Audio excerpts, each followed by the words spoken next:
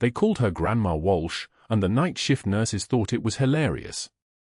Margaret Walsh stood at the blood draw station in Oak Creek Memorial's trauma ward, her grey hair pinned back so tight it pulled the skin at her temples, her hands moving with a kind of precision that came from 30 years of keeping people alive. The fluorescent lights hummed their familiar mechanical song overhead, that sound like insects trapped in glass, and she didn't look up when the younger nurses laughed at their own joke, the one they'd been making for 8 months, ever since she'd transferred to the night shift in Colorado Springs. She was 58 years old and moving like she had nowhere better to be, like she was just counting down the hours until retirement. They had no idea. Dr. Thornton passed her station around 11 p.m., his white coat pristine, his stethoscope draped like a fashion accessory. He smirked at her, the kind of smile that belonged to someone who'd never questioned his own superiority, and muttered something to the residents trailing behind him about putting people out to pasture and how standards must really be slipping if they were hiring nurses old enough to be someone's grandmother. The residents laughed on cue. Margaret drew blood from a 73-year-old cardiac patient without flinching, the needle going in on the first attempt, something Thornton's residents still struggled with after 6 months of training. The patient didn't even feel it. She knew the names of 7 major blood vessels in the human arm. She knew which ones would kill you if you nicked them. She knew all the ways to keep someone breathing when their lungs had stopped responding. But tonight she was just Grandma Walsh, the old nurse everyone forgot to ask about. In her locker on the 3rd floor, folded inside the lining of her jacket, sat a faded unit patch from the 3rd Battalion, 5th Marines, a dark horse, worn soft with age, bearing the ghost of a device she'd carried through 7 different field hospitals. 8 months ago, she'd been placed at Oak Creek Memorial to quietly monitor a pattern of surgical site infections that intelligence suggested wasn't accidental. The contaminated instruments kept appearing in shipments from the same supplier, each one tainted with bacteria linked to insurgent networks halfway around the world. Someone was poisoning the hospital's supply chain on purpose. Someone was getting paid for it. And Margaret Walsh had been sent to find out who, working the night shift, keeping her hand steady and her questions silent, moving through the corridors like a ghost that nobody bothered to acknowledge. The emergency page came through at 1:24 a.m. Medevac inbound. Critical trauma.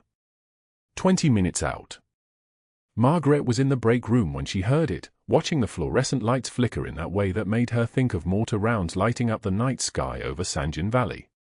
She'd spent 16 hours alone in a field hospital there once, holding pressure on wounds with both hands while rounds impacted the mud walls outside.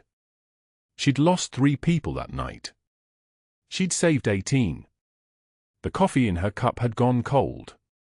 She set it down without drinking it and moved toward the helipad. The Black Hawk's rotor wash hit the landing zone like a physical force, spinning her hair loose from its pins, and Margaret waited with the trauma team as they unloaded the SEAL. Young man, maybe 28, his abdomen wrapped in hemorrhage control bandages that had already soaked through, blood loss at catastrophic levels, pressure beginning to crash. The flight medic was shouting vitals. The nurses were moving equipment. Dr. Thornton wasn't present, he only appeared for cases he considered interesting enough, which usually meant cases where he could take credit. The responsibility fell to Dr. Chen, the night shift attending who was competent but young, who was already calculating blood types in her head. The SEAL was AB negative. Rare. The blood bank had maybe a unit or 2 in stock, maybe none. It was 2 a.m. and they hadn't had a draw from an AB negative donor in 3 weeks. We need type-matched blood, Dr. Chen said, her voice carrying that edge that came from knowing a patient was about to die. Now. Anybody here AB negative? The nurses looked at each other. Nobody spoke. Margaret felt the moment crystallize into clarity, the way it always did when the noise fell away and only the work remained. I am, she said quietly. AB negative. I can donate. How much do you weigh? Dr. Chen asked, already moving toward the blood draw station. 148 pounds. You can give a full unit. Let's go. The needle went in at Margaret's antecubital fossa, finding the basilic vein with the same first-attempt precision she'd learned on a blood drive bus outside forward operating base Shank, where she'd donated every 8 weeks without complaining and nobody asked her name. The bag filled red. The machine beeped its mechanical rhythm. 30 seconds. 60. 120. Her own blood draining out, going into a Navy SEAL she'd never met, because that was what you did when someone was bleeding out and you were the only one who could help. That was the job. That was always the job. But that wasn't the worst part. That wasn't the moment everything changed. Dr. Thornton entered the trauma bay while they were running the transfusion, slipping in through the observation window where he could watch without committing to presence. Margaret was already back at the blood draw station, seated, cotton ball taped to her arm, when she felt his eyes on her. Not the dismissive, contemptuous look from earlier in the shift. This was different. This was the stare of a man who'd seen something that didn't fit, a detail that contradicted the narrative he'd constructed.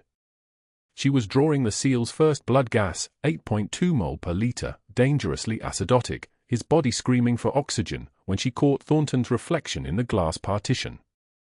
His jaw had tightened. His posture had shifted. He was watching her hands move with the kind of intensity that suggested he was seeing something he'd been trained to recognize. She moved the needle into the radial artery with a single practice motion, angled 45 degrees, felt the flashback of arterial blood, and withdrew 2 milliliters into a syringe. No hesitation. No fumbling. No searching. The hands of someone who'd done this 10,000 times. The hands of someone who'd learned it not in a classroom but in a tent with incoming fire and patients dying faster than she could keep them breathing. Dr. Thornton's reflection went very still in the glass. The SEAL's oxygen saturation was climbing steadily now, 75%, 80%, 84%, as Margaret's blood did its work, feeding oxygen to his starved tissues. Dr. Chen was calling out compressions and medications. The resident was working the 4 lines. The SEAL's pupils were reactive. His color was returning. He was going to make it. The transfusion was working. And Dr. Thornton was watching from the observation window with the expression of a man who'd just realized he was standing next to something he didn't understand, something his carefully constructed hierarchy had no category for. His eyes met Margaret's for exactly 2 seconds. Long enough for her to see the moment recognition flickered across his face. Long enough for him to understand that she wasn't who he thought she was. Long enough for her to understand that everything was about to become infinitely more complicated. The SEAL's heart rhythm steadied on the monitor. Sinus rhythm. Strong. Her blood had done exactly what she'd intended. She set down the syringe with the same economical precision she'd learned in a field hospital in Afghanistan, where casualty rates were measured in percentage points and every second mattered. The fluorescent lights hummed their insect song overhead. Somewhere down the corridor, a nurse was laughing at something inane. The night shift continued, indifferent, moving forward into the hours that would change everything. Dr. Thornton hadn't moved from the observation window. He was still watching. And Margaret Walsh, Brigadier General Margaret Walsh, though nobody at Oak Creek Memorial knew her real name, her real title, her real purpose, simply finished her work, cleaned her station, and pretended not to notice.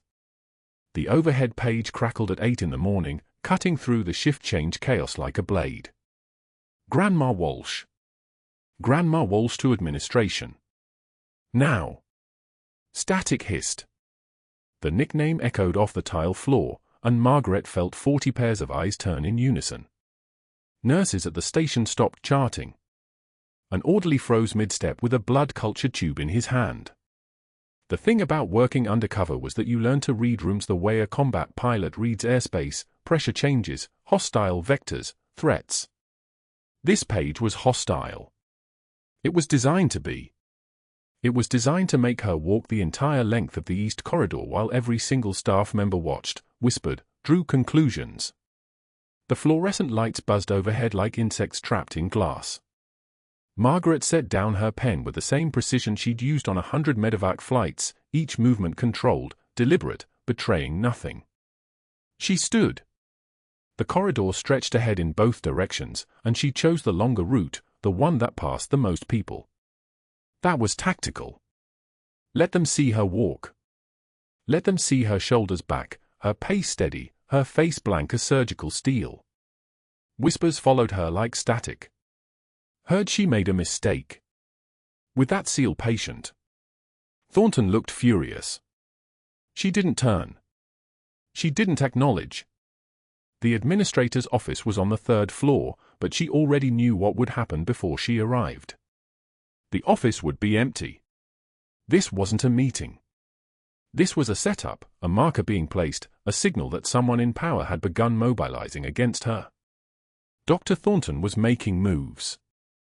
She reached the administration suite at 8:14. The waiting area smelled like stale coffee and furniture Polish. The receptionist wouldn't meet her eyes. He's not ready yet. You can have a seat. Margaret Saturday. She waited exactly 17 minutes, watching the clock above the door tick forward, calculating response chains, evaluating exit strategies. The administrator never appeared. At 8:31, her phone buzzed. A text from an unknown number, supply closet. 2nd floor. South wing. 5 minutes. No signature. No please? It wasn't a request. Margaret deleted the message, stood, and walked back downstairs without acknowledging the receptionist. She moved through the hospital like a ghost, turning corridors by muscle memory, pushing through service doors marked staff only, descending the metal stairs that connected to the basement supply inventory. The south wing storage closet was 6 feet by 8 feet, lined with saline bags and wound dressings, fluorescent tubes casting everything in chemical white light. Dr. Thornton was waiting when she opened the door. He stepped inside behind her, closing it. The space suddenly felt smaller. His breathing was audible, slightly elevated, and Margaret caught the smell of his cologne mixed with coffee, expensive cologne, the kind that announced status. He stepped close enough that she could have felt intimidated. Most people would have stepped back. Margaret stood absolutely still. You overstepped yesterday, he said, his voice dropping to the tone people used in confessionals or interrogation rooms. Low. Sharp. That transfusion protocol. That's not small-town nursing, Grandma. That's not what we teach in Colorado Springs continuing education. He smiled. It was the smile of a predator who hasn't yet realized the person he's hunting has teeth. That kind of precision makes me wonder what else you're hiding. What your real background is. Where you came from before Oak Creek. His eyes were pale blue, the color of shallow water, and they moved across her face like he was reading text. Your employment records might not survive a thorough review. I'd hate to find discrepancies. He paused, letting the threat sit between them like a blade on a table. Wouldn't you hate that, Margaret? She didn't answer. The silence stretched. Margaret had learned silence as a language in Sanjin, learned it in operations where a single word could compromise a team, learned it in rooms where the only power you had was the refusal to give them what they wanted. Her face remained absolutely blank. Only the smallest muscle in her jaw betrayed her, a single fiber jumping once, twice, 3 times beneath the skin. Just enough that Thornton would see it and believe he was winning. His smile widened. He reached out as if to touch her shoulder, his fingers stopping an inch from the fabric of her scrubs. We understand each other. Don't we? Margaret turned and left without speaking. The door closed behind her with a soft click, and she descended the stairs with her breathing perfectly controlled, her hands perfectly steady, her mind already running through containment protocols. The next morning, at 6:47, she was standing in the hospital parking lot with her badge clipped to her waistband and her scrubs still damp from a night shower. The entire day shift was there, 43 nurses, 8 nursing assistants, 12 orderlies, all of them moving toward the main entrance with coffee cups and stethoscopes slung around their necks. Dr. Thornton walked from the physician's lot directly toward the assembled staff. He saw her and changed his trajectory. Margaret watched him approach, understanding in the set of his shoulders that this was escalation. This was him deciding that whispers weren't enough. He raised his voice. It carried across the asphalt like a proclamation. Due to performance concerns and significant questions regarding clinical judgment, Margaret Walsh is being reassigned, effective immediately, to intake processing in the parking lot facility. We can't have liability risks in critical care. We have a responsibility to our patients. He looked directly at her. The gathered staff looked directly at her. Nurses she'd worked with for 8 months, who'd trusted her during triple shifts, who'd borrowed her stethoscope and asked her for advice, they looked away or down or past her, suddenly very interested in their shoes and their phone screens. Margaret's jaw didn't move. Her hands didn't tremble. She accepted the reassignment without a word, her face precisely blank, the kind of blank that came from years of standing in front of colonels and admirals who tested you with their silence. But something shifted in her posture as he spoke. Her shoulders went back. Her feet moved into a stance that wasn't civilian, weight distributed, knees slightly bent, the automatic alignment of someone trained to stand at attention. Her hands clasped behind her back in parade rest, a detail so small that only a handful of people would recognize it as military, a detail that would haunt Thornton later when he realized what he'd done, when he understood that he'd just met someone he couldn't actually break. She turned and walked toward the parking lot intake station without responding, and Thornton watched her go with the expression of someone who'd just realized the thing he thought was wounded was actually just waiting. The bathroom break came at 11:15. Margaret locked herself in the stall at the back of the staff restroom, the one nobody used because the overhead light was broken, creating a pocket of grey shadow in the corner. She gripped the porcelain sink with both hands, her knuckles immediately turning white, all the blood forced away by pressure. She breathed through her nose in measured counts, for seconds in, 7 seconds hold, 8 seconds out. A technique they'd taught in SEER school, the same technique she'd used in detention, the same technique she used now when the mission was coming apart at the seams. The faded unit patch was in her car, safely buried under the spare tire in her trunk. She'd moved it that morning when something in her tactical brain screamed that the closet encounter was coming, that Thornton was going to make a move that required access to her locker. Her badge was already confiscated in her mind. She could feel the weight of that loss like an amputated limb. 72 hours. That's what her extraction window was. 72 hours to gather the final evidence of the supply chain corruption, the contaminated shipments, the deliberate sabotage that had compromised surgical kits for 3 months. Dr. Thornton had just forced her into the parking lot. Dr. Thornton had just moved her away from the supply room. Dr. Thornton had just locked her out of access to the procurement records. Her hands gripped harder, and she could feel the edges of the sink pressing into her palms, creating pressure points, sensory data to ground her, to keep her in the present moment instead of spiraling through scenarios where the mission failed, where the contaminated supplies went back out into field hospitals, where soldiers she'd trained with bled out because surgical instruments had been deliberately weakened. The trembling in her hands wasn't fear. It was restraint. It was a brigadier general who'd held too much together for too long, who'd sacrificed too much to let this particular threat destroy everything she'd built. She released the sink, washed her hands in cold water that made her palms sting, and walked back to intake processing without anyone looking at her. But that wasn't the worst part. That wasn't the moment everything accelerated toward collapse. The parking garage at Oak Creek Memorial was a tomb of fluorescent silence. Margaret sat in the driver's seat of her 2019 Subaru Crosstrek, engine off, head resting on the steering wheel, her hands gripping the mold plastic like it was the only solid thing left in the world. 43 minutes. That's how long she'd been sitting there. Her badge lay on the passenger seat, deactivated, its magnetic strip now inert. A piece of plastic worth less than the moment it took to cut it up. Her phone vibrated against her thigh. Handler. She couldn't answer. Not here. Not from the parking lot of the hospital she'd just been escorted out of by security, her locker already searched, her personnel file flagged for review by the state medical board. The extraction window had been 72 hours. Now it was 72 minutes if Thornton's calls had been as coordinated as she suspected. The math was simple. The outcome was not. Inside the hospital, floors above the garage, the Navy SEAL was deteriorating. Margaret had reviewed his chart during her lunch break, the one she'd taken alone in her car because she couldn't face the break room anymore, couldn't face the nurses who'd watched her walk the corridor after the Grandma Walsh announcement. His oxygen saturation had been holding at 92%. His chest tube output was elevated but stable. A recovering patient on a predictable arc of healing. That was 8 hours ago. Thornton had made his 3 calls at 1:22 p.m.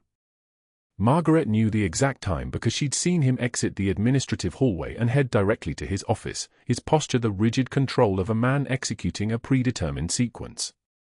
Call 1, Hospital Board Chairman. Call 2, Credentialing Office. Call 3, State Medical Board. 3 phone calls made by a man who understood institutional leverage the way apex predators understood blood in water. He'd spent 36 years building the kind of authority that required only a quiet word to dissolve another person's career. The SEAL's new ICU nurse was Jennifer Shue, first-year graduate from UC Denver, competent with protocols but still operating from a textbook. Still learning that medicine was 90% intuition and 10% knowing when the textbook was wrong. Thornton had personally reassigned the previous ICU nurse, Margaret's former colleague, Dana Hicks, who had 17 years of critical care experience and the kind of practiced eye that caught deterioration before the monitors screamed. He'd pulled Dana to the medical surgical floor to cover an unexpected staffing gap. The paperwork had gone through at 2:13 p.m. Then came the order to alter Jennifer's monitoring protocol.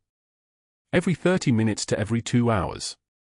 The midnight checks to the 2 a.m. checks. Spacing out vital signs the way you space out executions. The night supervisor, Patricia Chen, had questioned it in the digital order system.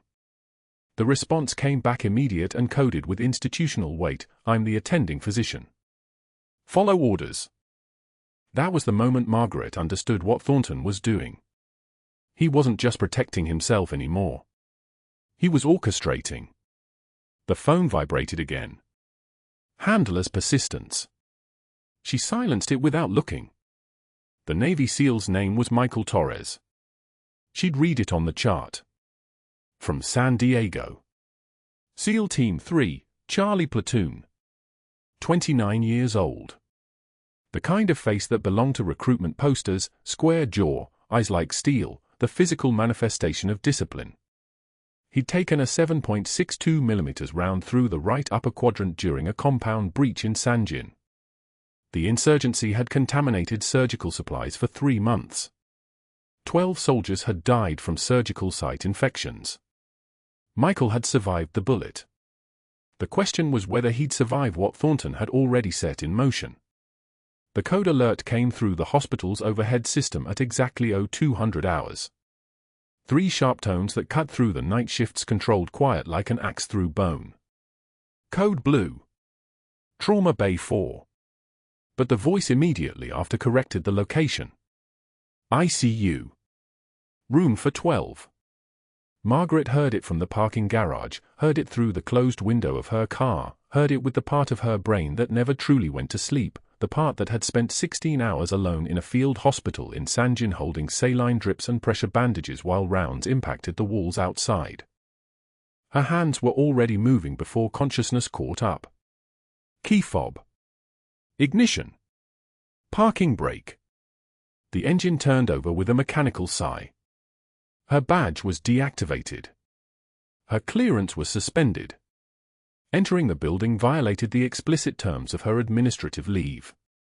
The security cameras would record her badge reader failing to open the emergency entrance. The night supervisor would be notified. The investigation would accelerate. The contaminated supply patch sewn into her jacket lining would remain incomplete, just fabric and thread and a failed mission 72 hours short of extraction. She drove toward the emergency entrance anyway. The parking structure's bottom level opened onto the North Wing service corridor. She knew the layouts. Had committed them to muscle memory over 8 months the way combat pilots commit airfield coordinates to their nervous systems. The service elevator. The access panel code written on the wall behind the housekeeping closet. The back stairwell that connected to the ICU without passing through the main checkpoint. For 12 was on the 3rd floor. The elevator took 30 seconds. Her heart rate remained controlled. Her breathing stayed steady. The trembling wasn't fear. It was restraint. The ICU hallway was controlled chaos. 2 nurses moving with the accelerated precision of a code in progress. The monitor outside 412 showed a flat line. Not the kind of flat line that meant death.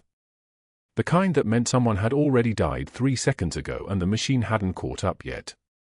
She could see Jennifer Shue through the window, young and terrified, standing motionless beside the bed while the attending physician, not Thornton, some other hospitalist who'd been paged in, was already moving toward intubation. Margaret didn't announce herself. Didn't request permission. Didn't activate her deactivated badge. She pushed through the door into the room and her voice came out with the kind of authority that made the attending physician's hands pause mid-movement. Tension pneumothorax. Right side. Not a question. Not a suggestion. A diagnosis delivered with the certainty of someone who'd spent 17 years reading the language that bodies spoke when organs were suffocating. Where's your needle? The attending looked up. Young. Mid-40s. Completely unprepared for someone to simply assert herself into his resuscitation. I'm sorry, who are you? The person keeping your patient alive for the next 60 seconds. Second intercostal space. Midclavicular line. Now. Jennifer had already reached for the needle kit. The first-year nurse understood the voice of command when she heard it, even if she didn't understand the authority behind it. The attending hesitated for exactly 1.3 seconds, Margaret timed it, before his own training overrode his confusion and he moved to obey. The chest was already exposed. Michael Torres's right side was distended like a balloon, the ribs separated by air pressure instead of the lungs that should have been there. The breath sounds were absent on the right. Present on the left. The heart sounds were muffled, the mediastinum shifted. All the signs that the right lung had collapsed and the accumulated air was compressing the heart toward the left side of the chest. Every beat becoming less efficient. Oxygen saturation dropping. Blood pressure falling. A perfectly healthy Navy SEAL dying because his attending physician had altered the monitoring protocol and spaced vital checks to every 2 hours instead of every 30 minutes. Margaret's hands moved on their own. The 14-gauge angiocath needle was already prepared. The antiseptic pad across the skin. She found the landmarks by touch, second intercostal space, the ridge of the rib below it, the midclavicular line, the space between ribs where the needle would slide through muscle and connective tissue and visceral pleura until it reached the pressurized air pocket. The needle went in. The hiss of air escaping was audible. The sound of pressure releasing. Of lungs beginning to re-expand. Of a body beginning to live again. The attending physician's face shifted from confusion to understanding. Jennifer Shue's hands began moving again, already reaching for the chest tube setup. Professional instinct recognizing professional competence, even without context, even without explanation. O2 sat climbed. 88%. 92%. 96%. The heart monitor's rhythm steadied. The blood pressure rose from 70/40 to 94/60. Not normal. But alive. Michael Torres was still dying, slow hemorrhage, infection risk, the underlying contaminated supplies that had triggered this entire cascade, but he was alive in a way he hadn't been 40 seconds ago. Good catch, the attending said quietly. Not a question anymore.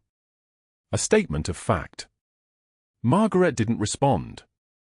She was already stepping back from the bed, already understanding that the moment she'd walked through that door, every remaining moment of her cover had dissolved like sugar in water. Thornton's 3 phone calls had been coordinated.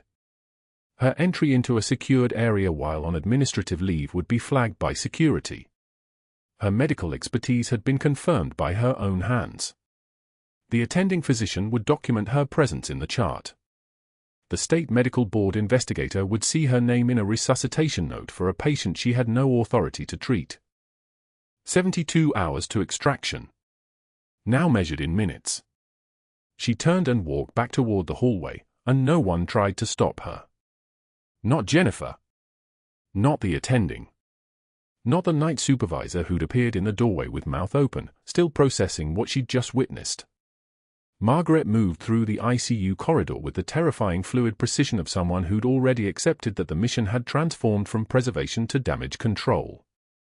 Her phone vibrated as she reached the stairwell. "Handler." This time she answered. "Valkyrie," the voice said. Not a question. Confirmation. "Status report." "Cover is burned," Margaret said quietly. "Patient resuscitated." "I'm mobile." Extraction window accelerated. Black Hawk staging at Rocky Mountain Metropolitan. "We have a 2-hour window before law enforcement arrives at your location. If you're on premises when they arrive, the investigation becomes federal obstruction." 2 hours. Margaret descended the stairwell toward the service exit, her mind already calculating distances and routes and the exact moment when the institutional machinery that Thornton had set in motion would collide with federal apparatus he had no idea existed. She walked out of the north wing and toward the parking garage, her deactivated badge still in her pocket, the faded unit patch still sewn inside her jacket lining, and behind her on the 3rd floor, a Navy SEAL named Michael Torres was beginning to breathe again because a nurse named Margaret Walsh had never actually been just a nurse. The night was cold. The rain had started sometime during her 43 minutes in the car. It hammered the parking lot like applause for a performance that had just reached its climax. She reached her crosstrek and did not get in. Instead, she pulled out her phone and dialed the hospital operator. "This is Dr. Margaret Walsh," she said, her voice transformed into something that sounded nothing like the tired night shift nurse Thornton had been humiliating. "I need to speak with Dr. Thornton immediately. Tell him it's about his call to the credentialing office this afternoon. Tell him we need to talk about the supply chain investigation. And tell him to be in his office in 15 minutes, or I'm going directly to federal law enforcement." The operator started to protest. Margaret disconnected and powered down her phone. In the distance, the sound of helicopter rotors began to synchronize with the rain and the darkness and the very beginning of reckoning that Thornton had set in motion without understanding he was building the infrastructure for his own destruction. She had 90 minutes to be off hospital premises. She had 2 hours before extraction. And somewhere in an ICU room on the 3rd floor, Michael Torres was breathing on his own again, his chart documented with proof that the most dangerous person in Oak Creek Memorial had never been wearing a name badge at all. Margaret's hand still gripped the steering wheel at 3 in the morning, 40 minutes after they'd escorted her out. Engine off. Head resting against the cold leather. The parking garage of Oak Creek Memorial stretched around her, concrete pillars, fluorescent lights buzzing overhead like insects trapped in glass, her breath fogging the windshield in small circles. She couldn't turn the key. Couldn't move. Couldn't do anything but sit in the dark and feel her entire operation collapsing like a controlled demolition. 72 hours. That was the window. Extract the evidence, file the report, let Defense Intelligence dismantle the supply chain from above. Instead, she was sitting in a Corolla in a Colorado Springs parking garage with her badge in an envelope and her cover scattered across 3 floors of a hospital like shrapnel. She'd been assigned to Oak Creek Memorial 8 months ago for a simple reason: surgical infections. Not routine post-operative complications. Pattern anomalies. 17 surgeries in 6 months, all different procedures, different surgeons, different patient populations. All ending with contaminated surgical site infections within 72 hours. Intelligence suspected deliberate sabotage. Someone inside the supply chain was poisoning instruments. Someone was making money selling contaminated equipment to military contractors, and those contractors were sending it to forward operating bases where field hospitals were installing it into emergency systems. 14 soldiers dead. 7 more permanently disabled. The trail led to Oak Creek Memorial. The faded unit patch sewn inside her jacket lining, that patch from the 75th Ranger Regiment, thread still visible where forensics had matched the fiber composition to samples pulled from contaminated supply shipments, that patch was supposed to be evidence. She was supposed to match it, photograph it in the supply warehouse, extract the procurement log showing Dr. Thornton's signature authorizing the shipments, and be on a plane to briefing officers in the Pentagon within 72 hours. Instead, Dr. Thornton had watched her move. Watched her hands. Watched her step into the role of a combat medic without thinking, without hesitation, the way someone only does when every cell in their body remembers a field hospital with incoming fire and a soldier's life balanced on the precision of muscle memory. He'd called it overstep training. She'd called it saving the Navy SEAL. The system called it violation of scope of practice. Now her extraction window had evaporated. Her cover was burned.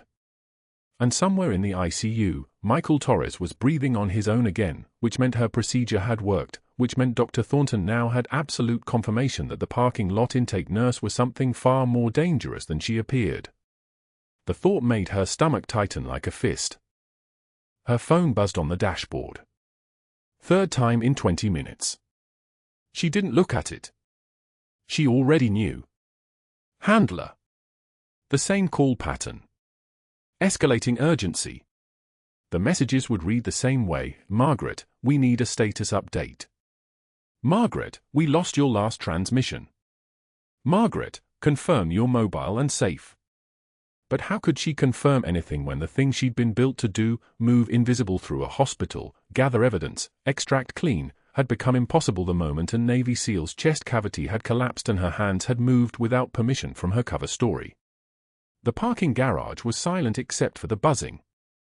She could hear the rain now, drumming against the concrete ceiling 6 levels above, rolling off in dark rivulets toward the storm drains.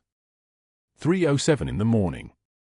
21 minutes had passed since she last checked the time. Her jaw had stopped aching. The adrenaline that had carried her through the termination meeting, the administrator's awkward condolences, the board chairman's apology about unforeseen circumstances, the human resources coordinator's careful explanation of severance paperwork, had burned itself out completely, leaving only a hollow exhaustion that felt like hypothermia. She'd been embedded for 243 days. She'd catalogued 42 supply deliveries. She'd photographed the procurement logs twice, once on her phone, once with a document camera hidden in a pen. She'd identified the overseas shell company. She'd traced the money backward through 3 banks and a cryptocurrency exchange to a name, Victor Cassian. 38 years old. Former Spetsnaz. Living under a false identity in Phoenix. The entire operation was constructed around extracting the evidence that would land him in a federal facility for the next 30 years. And now she was unemployed. The rain intensified, hammering the windshield like it was trying to get in. Margaret's breath had stopped fogging the glass. She was too still for that. She was the kind of still that comes from survival training, from learning to suppress even the involuntary movements of panic. The kind of still that had kept her alive in Sanjin when the Taliban had overrun the perimeter and she'd held a field hospital with 43 surgical procedures and 16 hours and only her hands between those soldiers and death. Her phone buzzed again. She picked it up this time. Text from an unknown number. Not her handler's usual protocol.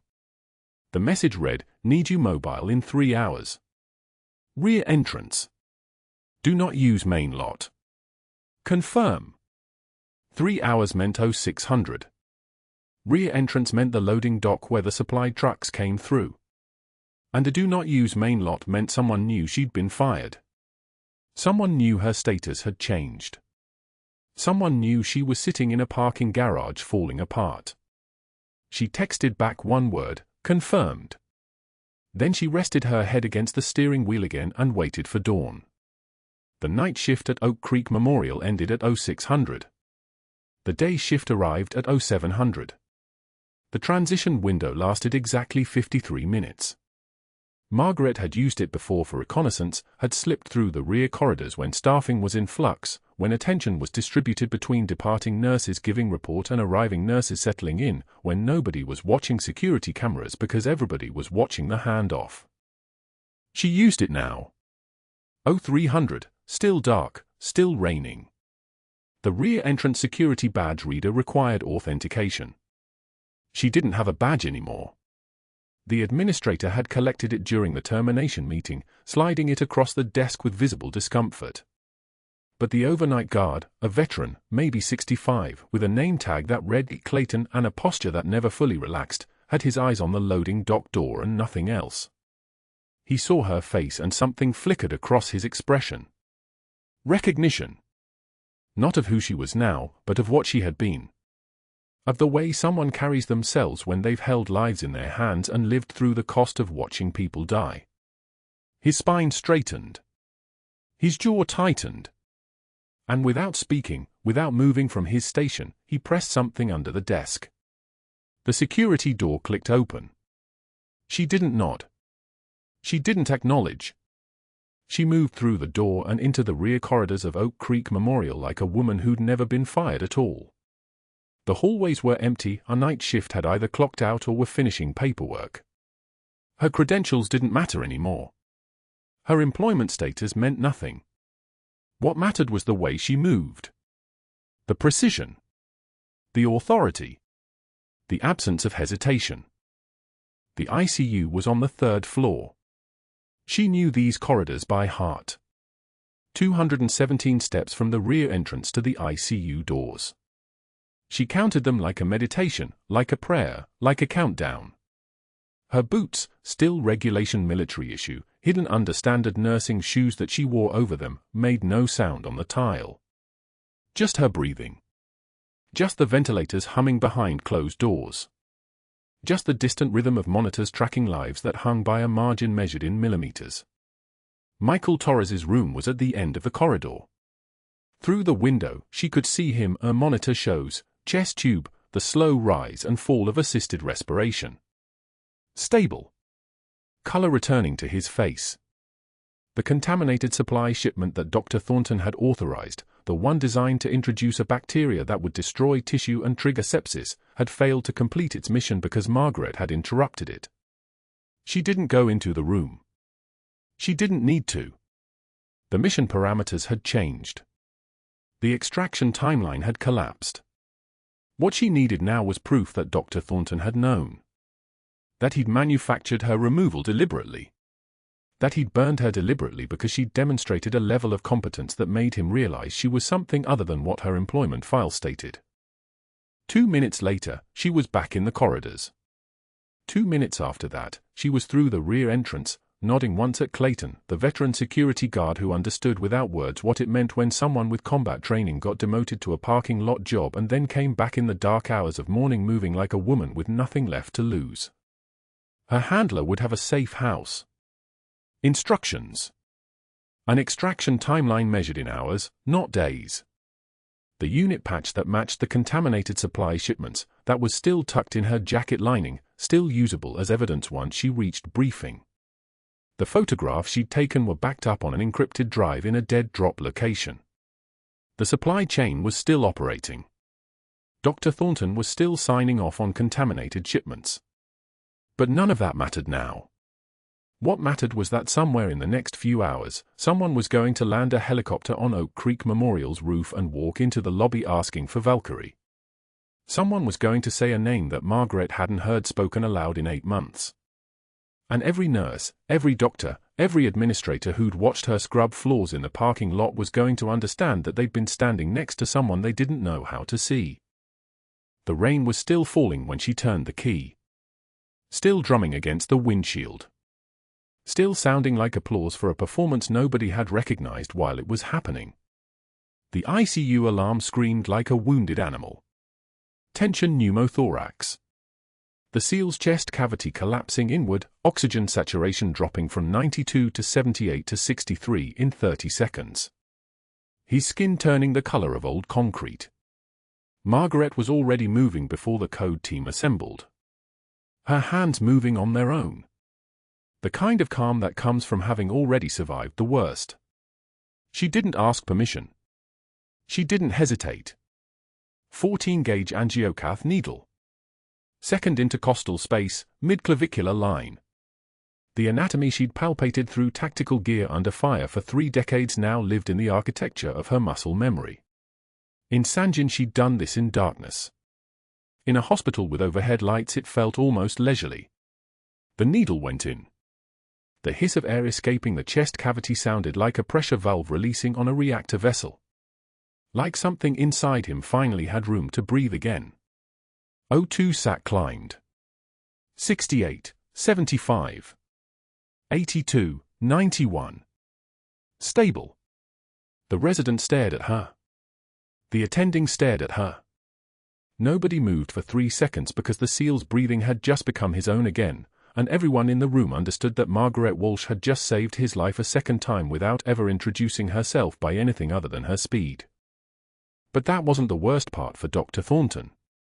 The SEAL's eyes cleared. Consciousness returning like someone surfacing from water. His hand reached out, grabbed Margaret's wrist with the grip of a man who understood he was standing at the edge of a cliff and someone had just pulled him back. "The procurement officer," he rasped. Voice like rust on metal. "The man selling contaminated supplies. The one I saw before the ambush." It was him. Coleman. Hospital administration. He was loading boxes into vehicles outside the depot at FOB Shank. The attending froze. A code team member looked toward the door. Margaret's face remained absolutely blank, her jaw the only thing moving as she breathed. "I saw him," the SEAL continued, his eyes locked on hers. "I saw his face before the IED went off. I've been trying to remember why that mattered. But he looked at Margaret, she kept me alive long enough to understand. That wasn't random. That supply shipment killed 3 soldiers in my unit. Rodriguez. Sanchez. Kowalski. They died from infections. Infections from those supplies. And he was selling them." Margaret turned to the attending without speaking. One look. The kind of look that carried information across a chasm of professional hierarchy in the space of a heartbeat. She walked out of the ICU without waiting for acknowledgement. Behind her, a resident was already pulling up hospital procurement records on a tablet. Another was picking up a phone. The machinery of institutional accountability beginning to move because a Navy SEAL had just identified where the contamination was coming from, and all of it traced backward to a single man. Dr. Thornton would know within 2 hours. By then it would be too late. The Black Hawk landed on the hospital rooftop helipad at 0600, rotors still spinning when 2 uniformed officers stride into the main lobby. Desert camouflage. Gold insignia catching the fluorescent light. A brigadier general and a full colonel. Behind them, a 3rd officer in a suit that cost more than most people's cars. The elderly veteran working the guard station goes pale. Stands at attention with the muscle memory of a man who'd served 30 years himself. "We're looking for Valkyrie," the general said. Not a request. It was a command. The security guard's voice cracked slightly. "Brigadier General Walsh is currently off premises, sir.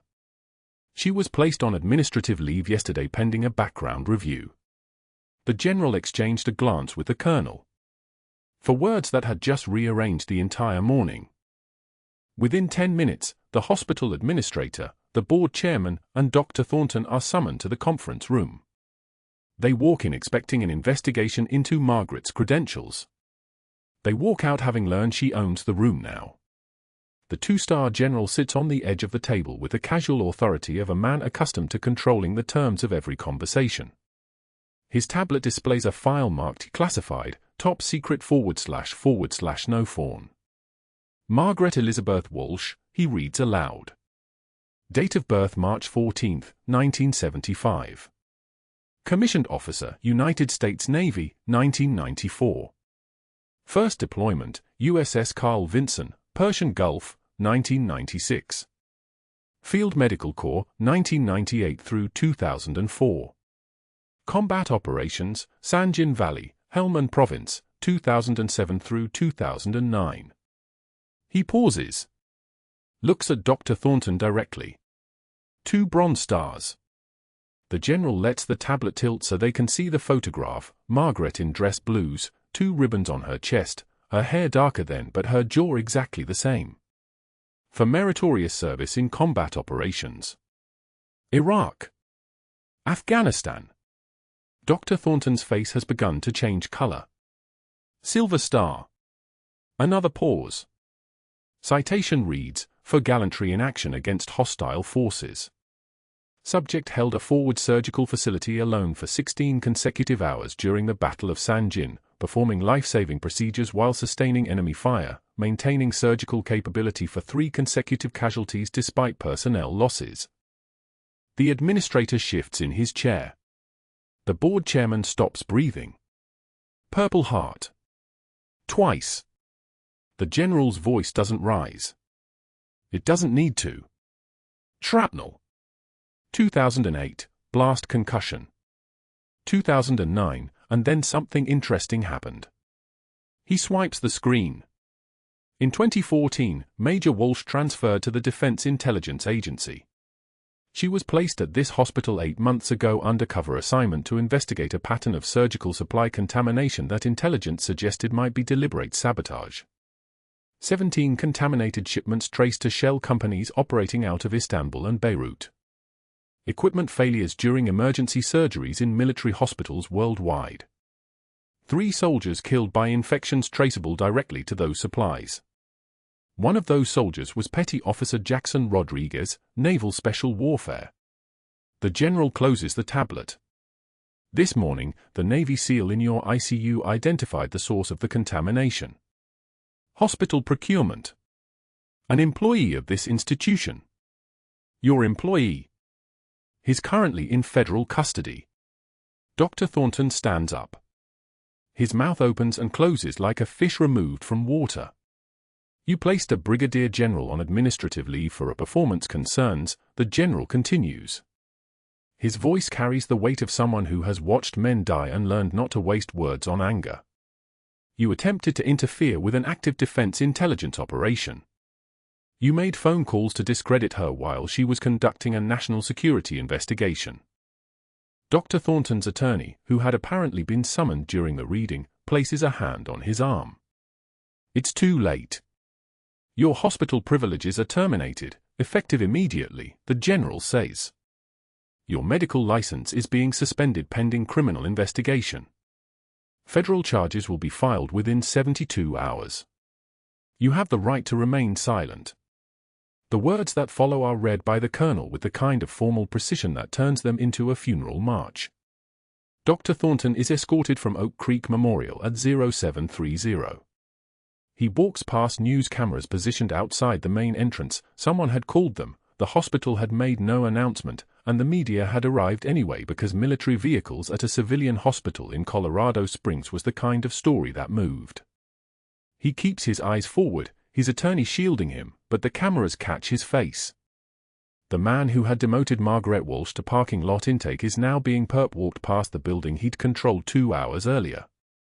Within 48 hours, his medical license is suspended. Within 72 hours, federal charges are filed.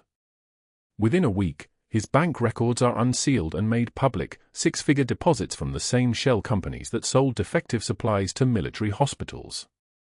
Equipment that failed during combat surgeries. Supplies that carried contamination which infected wounds in forward operating bases. 3 soldiers died from infections traced to those supplies. They had names. Rodriguez. Sanchez. Kowalski. By the end of the week, their families had spoken to journalists.